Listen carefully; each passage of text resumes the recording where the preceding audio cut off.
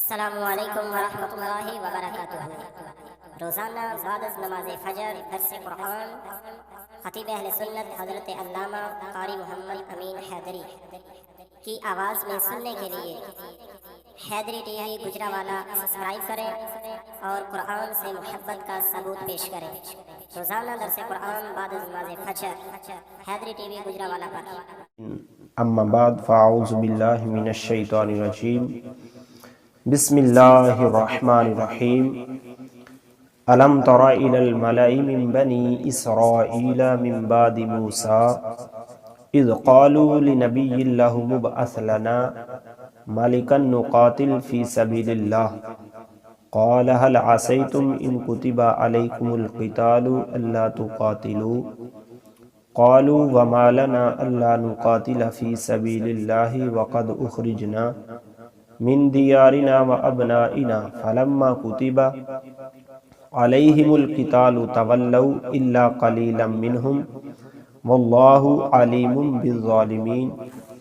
صدق اللہ العظیم۔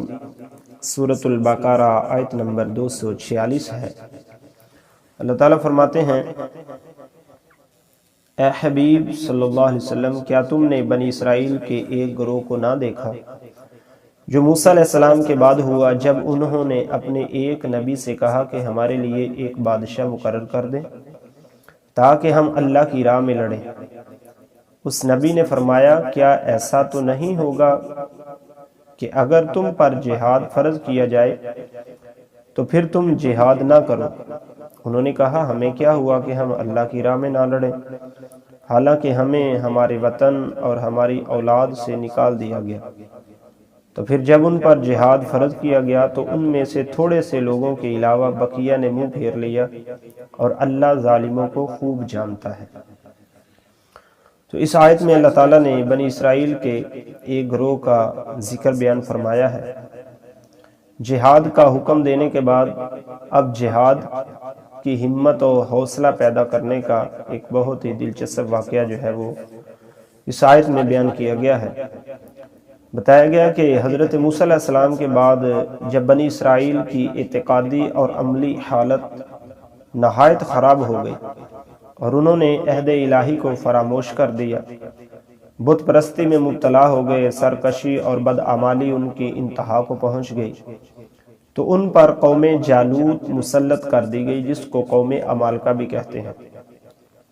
جالوت ایک نہایت جابر بادشاہ تھا۔ اس کی قوم کے لوگ مصر اور فلسطین کے درمیان بحیرہ روم کے ساحل پر رہتے تھے۔ انہوں نے بنی اسرائیل کے شہر چھین لیے، ان کے لوگوں کو گرفتار کر لیا اور ان پر طرح طرح کی سختیاں کی۔ تو اس زمانے میں بنی اسرائیل میں کوئی نبی اس وقت موجود نہ تھے۔ خاندان نبوت میں ایک عورت باقی رہی تھی جو حاملہ تھی، تو ان کے ہاں بیٹے کی ولادت ہوئی جن کا نام شمویل رکھا گیا۔ جب وہ بڑے ہوئے تو انہیں تورات کا علم حاصل کرنے کے لیے بیت المقدس میں ایک بزرگ عالم کے سپرد کیا گیا۔ وہ آپ علیہ السلام کے ساتھ بڑی شفقت کرتے اور آپ کو اپنا بیٹا کہتے۔ جب حضرت شمویل علیہ السلام بلوغت کی عمر کو پہنچے تو ایک رات آپ اس عالم کے قریب آرام فرما رہے تھے کہ جبریل علیہ السلام نے اسی عالم کی آواز میں یا شمویل کہہ کر پکارا۔ آپ عالم کے پاس گئے اور فرمایا کہ آپ نے مجھے پکارا ہے۔ عالم نے اس خیال سے کہ انکار کرنے سے کہیں آپ ڈر نہ جائیں یہ کہہ دیا کہ بیٹا تم سو جاؤ۔ پھر دوبارہ حضرت جبریل علیہ السلام نے اسی طرح پکارا اور حضرت شمویل علیہ السلام عالم کے پاس پھر گئے۔ عالم نے کہا، بیٹا اب اگر میں تمہیں پھر پکاروں تو تم جواب نہ دینا۔ چنانچہ تیسری مرتبہ حضرت جبریل علیہ السلام پھر ظاہر ہوئے اور انہوں نے بشارت دی کہ اللہ تعالیٰ نے آپ کو نبوت کا منصب عطا فرمایا ہے، لہٰذا آپ اپنی قوم کی طرف جائیں اور اپنے رب تعالیٰ کے احکام پہنچائیں۔ تو جب آپ علیہ السلام قوم کی طرف تشریف لائے تو انہوں نے آپ علیہ السلام کو نبی ماننے سے انکار کر دیا اور کہا کہ آپ اتنی جلدی کیسے نبی بن گئے؟ اچھا، اگر آپ نبی ہیں تو ہمارے لیے ایک بادشاہ مقرر کر دیں۔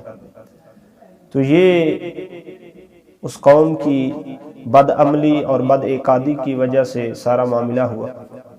تو تو اس واقعے سے یہ معلوم ہوا کہ جب قوم کی اعتقادی اور عملی حالت خراب ہو جاتی ہے تو ان پر ظالم اور جابر بادشاہ اور قوموں کو مسلط کر دیا جاتا ہے۔ تو اس آیت کو سامنے رکھ کر، اس واقعہ کو سامنے رکھ کر پوری دنیا کے مسلم ممالک کی اعتقادی عملی حالت کو دیکھا جائے تو اوپر کا نقشہ بڑا واضح طور پر نظر آ رہا ہے۔ قرآن کے اس طرح کے واقعات بیان کرنے کا مقصد صرف تاریخی واقعات نہیں بلکہ عبرت اور نصیحت حاصل کرنے کی طرف لانا ہے کہ جب تم اپنے اعمال میں اور اعتقاد میں بد عمل ہو جاؤ گے تو پھر تم پر ظالم اور جابر بادشاہ جو ہیں وہ حکومت کریں گے۔ تو جب بنی اسرائیل نے حضرت شمویل علیہ السلام سے کہا کہ آپ ہمارے لیے بادشاہ مقرر کر دیجئے تاکہ ہم راہ خدا میں جہاد کریں، تو حضرت شمویل علیہ السلام نے فرمایا کہ ایسا نہ ہو کہ تم پر بادشاہ مقرر کیا جائے تو تم جہاد کرنے سے انکار کر دو اور منہ پھیرو۔ اس پر قوم نے جذبات میں آ کر کہا کہ یہ کیسے ہو سکتا ہے کہ ہم جہاد سے منہ پھیریں، جبکہ قوم جالوت نے ہماری قوم کے لوگوں کو ان کے وطن سے نکالا، ان کی اولاد کو قتل کیا، ان کی نسلوں کو تباہ کیا۔ یہ سن کر حضرت شمویل علیہ السلام نے بارگاہ الہی میں دعا کی اور اللہ تعالیٰ نے ان کی درخواست قبول فرماتے ہوئے ان کے لیے ایک بادشاہ مقرر کر دیا اور انہیں جہاد کا حکم دیا، لیکن بعد میں وہی ہوا جس کا اندیشہ اللہ کے نبی نے ظاہر فرمایا تھا، یعنی بنی اسرائیل کی ایک بہت معمولی تعداد یعنی اہل بدر کے برابر صرف 313 افراد جہاد کے لیے تیار ہوئے اور باقی سب نے منہ پھیر لیا۔ تو یاد رکھیں کہ نعرے مارنے میں آگے آگے ہونا اور عملی میدان میں پیٹھ دکھا دینا یہ بزدل قوموں کا وتیرہ ہے، اور کامل لوگ گفتار کے نہیں بلکہ کردار کے غازی ہوتے ہیں۔ تو اللہ سب کو کردار کا غازی بننے کی توفیق عطا فرمائے۔